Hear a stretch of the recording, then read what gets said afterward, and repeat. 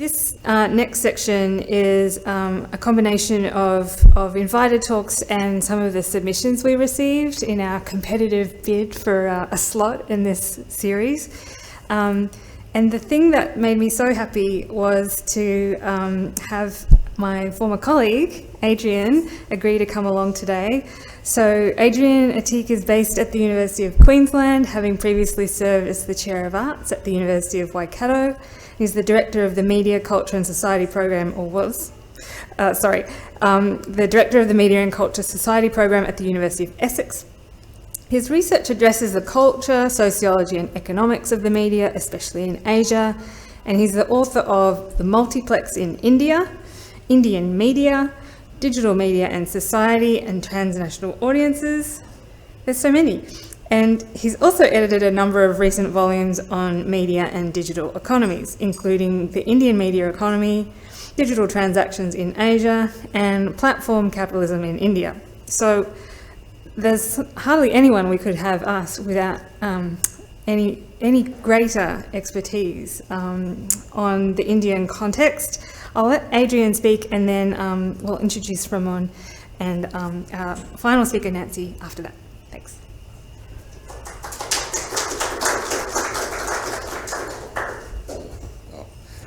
Thank you, Mel. It's very kind, and it's also been lovely to be neighbours again for a day. It's been a long time.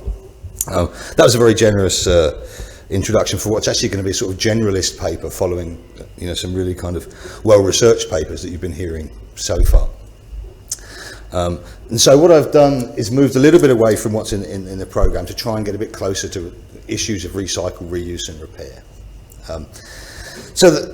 To start with talking about waste, of course, the era of electronic waste in India has been synonymous with the advent of economic liberalisation in 1991, the kind of pivotal moment when everything started to succeed and then become, wasteful.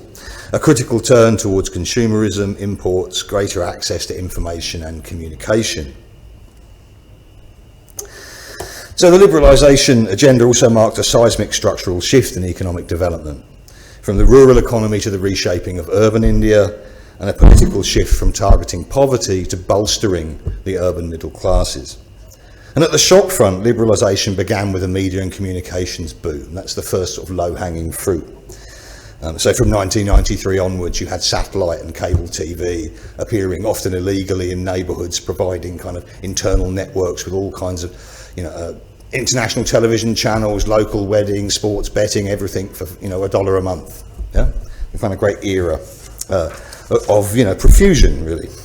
And satellite dishes appeared everywhere, prompting ultimately the deregulation of state monopolies on television and telecoms, which kind of collapsed in the face of this new reality. But the ad hoc media urbanism of the cable wallahs ran in parallel with the arrival of computer technologies in India's bazaars. And whilst import and manufacturing regulations still made personal computers a relatively expensive commodity well into the 2000s, the growing demand for devices gave rise to another vast informal network of entrepreneurs operating via smuggled and reconditioned hardware supported by extensive software piracy. And so in the late 1990s, Ravi Sundaram described how these informal networks colonised specific locales where the digital media thereby entered India's consciousness through the chaotic efficiency of the bazaar and the informal economy of pavement traders. And so Sundaram characterises this modernity furnished by the electronic revolution in India as a pirate modernity, refurbished from the discarded technologies of the West. But the multimedia ambit of street piracy in India arose from a number of factors, not simply the government's predilection for big development projects over meaningful consumer provision, the fact that most products were effectively priced out of the reach for the majority of customers, but also the exponential growth of urban populations, the encroachment of slums on open lands, the expensive and exhaustive hurdles to commercial premises, the chronic shortage of leisure capacity in overcrowded cities. These all contributed towards a delivery mechanism that operated on the street. So as such, India's media revolution, notwithstanding its global interface with content and technology, was essentially a street economy. at that time, and it became embedded within the particular spaces of pavement traders and the unique self-regulating confines of India's residential colonies.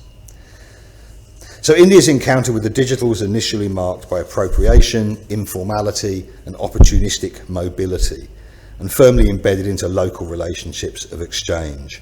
And as a technological sensorium, it was characterised by hacks designed to overcome infrastructural deficiencies, by mostly recycled equipment and by highly stratified purchasing power. And this required ingenuity from both vendors and customers, fostering a set of improvised practices that Amit Rai has referred to as jugaad culture. So jugaad is a method of knocking up a solution out of the available means. And the same dynamics were replicated in the mobile phone and internet revolution that followed, with a small elite market for top-end devices covering some 3% of the population, with the vast majority of the population going mobile using initially refurbished 2G devices, largely imported from China's growing e-waste reserves. And during the 2010s, of course, cheaper smartphones from Korea, China and Russia entered the Indian market, allowing the middle classes to begin accessing internet-based services. But mobile access remains highly stratified in India, and this graphic from Go News in Bangladesh as a comparison shows essentially a three-way split between the basic phone, the feature phone and the smartphone. Which is also a gendered split, which is why I chose to pinch this particular graphic. So, of course, the various generations of mobile devices are being progressively recycled downwards across the wealth pyramid, while interacting with the same dynamics of reuse that operate in global recycling markets.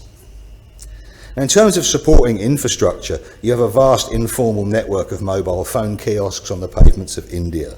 So, distinct from the official franchises you might see in shopping malls for Apple or whatever, or Samsung, the pavement kiosks cater to the whole gamut of the mobile economy. They offer top-ups, accessories, they do repairs, and they often elicit content banks for people who are only able to use their phones asynchronously because they don't have connection where they live. So they're going to stock up on pirated movies and television, which is loaded to your phone. And these guys basically make a judgment, they take a look at you, they work out which demographic you're in, and they work out what it is that they can give you.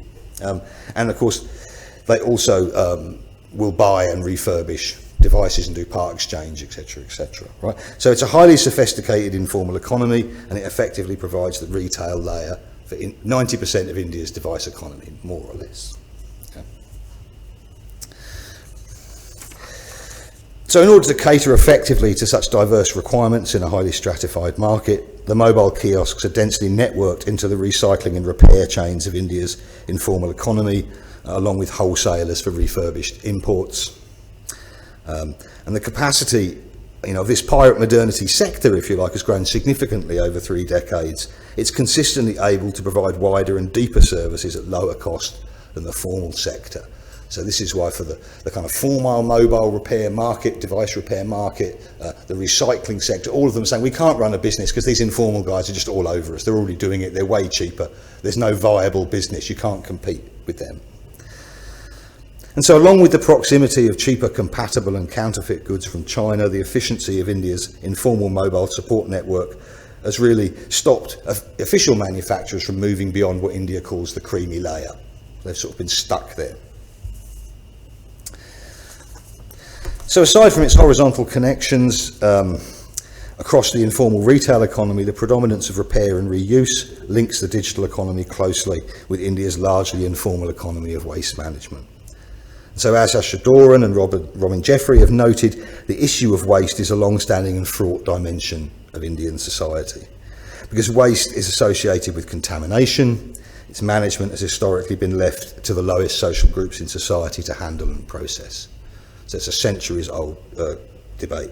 And as a consequence, India has deeply ingrained problems with sanitation, with waste processing, with municipal and environmental responsibility that are not entirely to do with material means.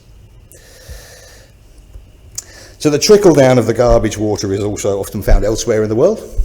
It's not unique to India, but a philosophical alignment between waste practices and notions of caste purity exacerbate the assignment of waste to dirty people.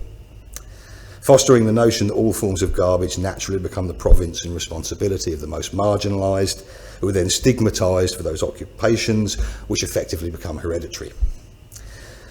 Now, vastly increased levels of waste as a consequence of liberalisation, rising urban consumption, private development, all of these have seen India's waste problem growing steadily, far beyond the combined rate of economic and population growth, and overwhelming municipal provision that was insufficient even prior to this era when most waste was biodegradable. But by Western standards, India actually has a very low proportion of household waste and a high degree of recycling, almost entirely due to the reuse and repair culture that drives the informal economy, and of course the poor and desperate people who make their living from waste. So at the bottom of the pyramid are scavengers and waste pickers, and scavengers sift through garbage heaps to find items worthy of resale, whereas waste pickers tend to be organised in teams to collect specific items and materials for aggregators. And it's a very dangerous profession. There are frequent collapses at landfill sites laced with toxic substances. It's the sort of stuff you see on documentaries. We're all kind of aware this is happening actually all over the world. And illegal scavengers tend to be children from the poorest parts of society, and waste picking as an informal profession has a predominantly female workforce. Precarious livelihoods for the most marginalised people, which result in low life expectancy. So whereas waste picking takes place in local neighbourhoods from general street waste, often scavenging is more typically confined to peripheral wastelands and landfill sites, such as this picture from the notorious Ghaziabad waste heap outside Delhi that stands more than 10 stories high. Now, going up the social and economic scale, kabadiwalas are waste traders who tour neighbourhoods with carts. They're buying recyclable materials from households for a small price. So materials such as paper and plastics are priced on weight, whereas artefacts are generally priced by negotiation. And some kabadiwalas operate as a general collector of recyclables, whereas others specialise in particular items, including metals, furniture and electronics. And kabadiwalas tend to be independent traders who work a particular locality, sourcing materials to go to further processing, whether that's recycling or refurbishment. And so this informal practice of buying any usable waste, having emerged from the scarce material conditions of the past, is currently the major contributor to India's relatively low level of household waste. People collect waste in the household because you can sell it and get money back on it, and anything useful can be put back into the economy without reaching landfill. Unfortunately, the capacity for collecting waste is not matched by facilities to process it. So according to available estimates, India produces prior to the pandemic, about 2.2 million tonnes of e-waste. That's gone up to something like 3.3 over the last 2 years as a consequence of spurred digitality. And it's the third highest in the world, with a growth rate over the longer term about 20% a year. And this arises from the very rapid digitisation of industrial processes, and not just domestic consumption, but also comes with the short usage life of recycled devices, particularly in the mobile sector. And so Dutta and Goel estimate the current processing capacity for e-waste is probably about 1.1 million tonnes yearly, so about a third of what's needed. Nonetheless, because of their valuable components, a well-established market for spare parts, and the rare materials used in their construction, most e-waste is at least captured before landfill. So kabadiwalas send obsolete and unrecoverable materials to informal recycling centres, such as Delhi's Salampur district, actually just over the border in Uttar Pradesh.